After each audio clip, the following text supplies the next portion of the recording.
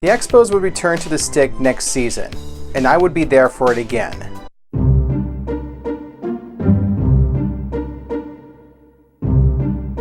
On May 19th, 1991, I was there. These two teams in the 1991 season were really not that good. The only difference between these two is one of them had the brains to fire their manager in mid-season. After the Giants game I went to on June 2nd, the Expos fired Buck Rogers and replaced him with Tom Runnels. Runnels would manage the Expos for the rest of the 91 season. Like Rogers, Runnels would be out as the skipper of Les Expos early in the 1992 season. He would be replaced by someone who would be the greatest manager in the history of the Montreal Expos. He would also join the Giants after the Expos shamefully fired him in the middle of the 2002 season, and Dusty Baker took off to the Chicago Cubs after the 2002 season. Felipe Alou did well as manager of the Giants, but just couldn't win the hardware like Bochy did. The Giants didn't have much. They still had Roger Craig as skipper. Will Clark, Kevin Mitchell, and Matt Williams still made up the heart of the lineup. Their starting pitching was decent, but their bullpen was a joke, and their batting average was a few points lower than their batting average in 2010. Going into this game, both teams were in last place in their respective divisions. In fact, the Giants were the worst team in baseball at this point. A month and a half in the season,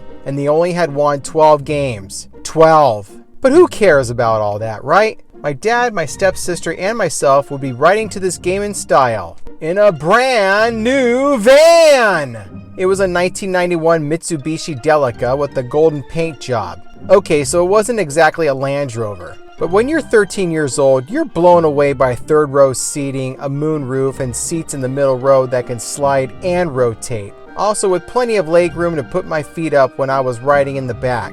Not to mention with a few adjustments, the seats could be turned into makeshift beds. My stepsister and I literally thought it was a walk-off home run by Clark, Mitchell, or Williams when my dad closed the deal. It wasn't the most attractive van, but I had some great memories of road trips in it.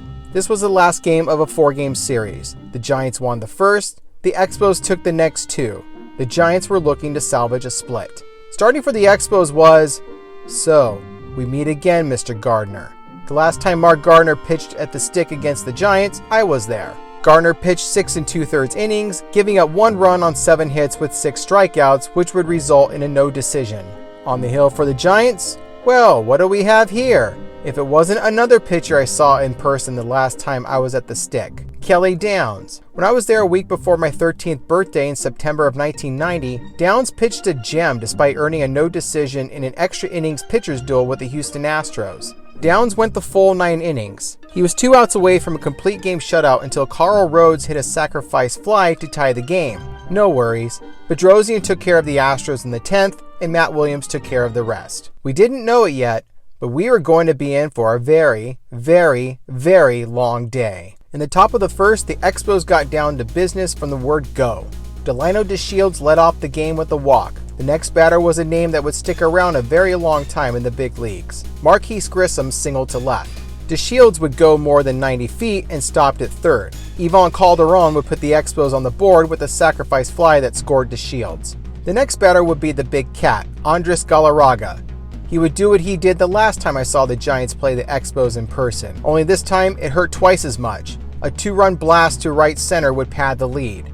On the bright side, the Giants had a full 9 innings to score 3 runs. Unfortunately, they wasted 3 of those innings doing next to nothing. In fact, the second and third innings had the Giants being retired in order. But Downs was doing all he can to keep the Expos from doing any further damage. In the bottom of the 4th, the Giants would begin to chip away at the lead. With 1 out after Willie McGee struck out, Will Clark smashed a shot to the right field pavilion to put the Giants on the board. Downs kept the Expos batters at bay in the top of the 5th. In the bottom of the 5th, the Giants would try to inch closer.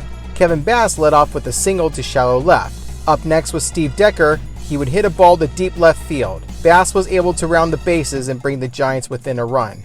Then in the top of the 6th inning, the Expos would get some insurance. Calderon would lead off with a walk. Galarraga would fly out to left. Another Expos player who would be a name to remember, Larry Walker, would ground out to first, thus moving Calderon to second. With 2 outs, Tim Wallach would hit a rocket pass short for a hit. This would drive in Calderon, who scored from second. The Expos were once again up by 2. Expos reliever Barry Jones would come on to make sure it would stay that way. The Giants staff would also make sure they were within striking distance. Downs, along with Francisco Olivares and Jeff Brantley, not only kept the Expos from doing any further damage, but retired the Expos in order for 3 innings. Bottom of the 9th, last chance for the Giants. Tim Burke would replace Jones for Montreal. Will Clark would begin the rally with a leadoff double to left.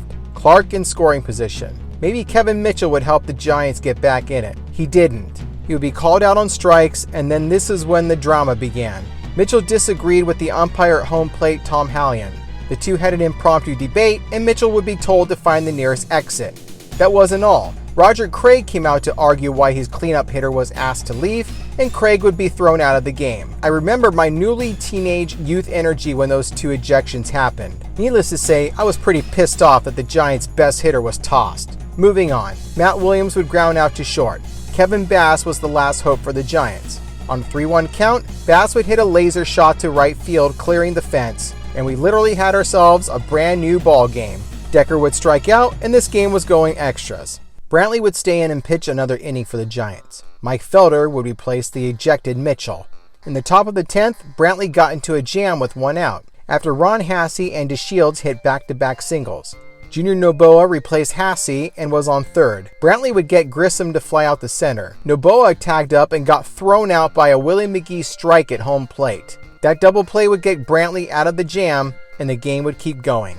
Steve Fry would come in for the Expos and set the Giants down in order in the 10th. Dave Righetti would handle Calderon, Galarraga, and Walker in order in the 11th. Fry would battle a bit in the Giants' half of the 11th, but it was nothing he couldn't handle. With Clark and Williams on base with 2 outs, Lightning would not strike twice as Bass flied out to right.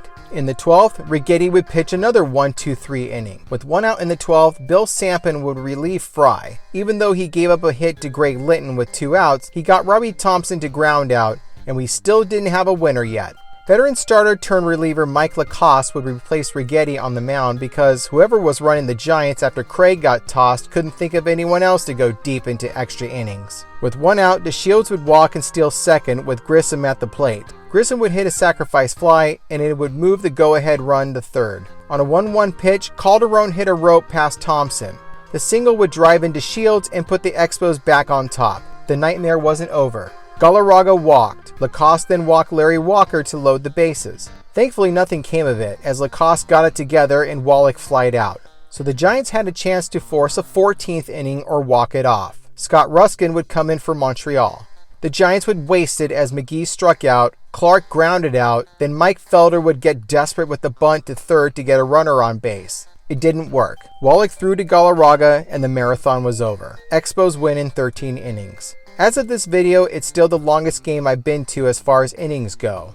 As far as longest game I've been to regarding time, it wouldn't happen for another 10 years. I sat through a 12-inning game at Oakland that ended around 11:30 at night. Lacoste would take the loss for the Giants. It would be the final decision he would record in his long big league career, with playoff appearances in 1979, 1987, and a World Series in 1989.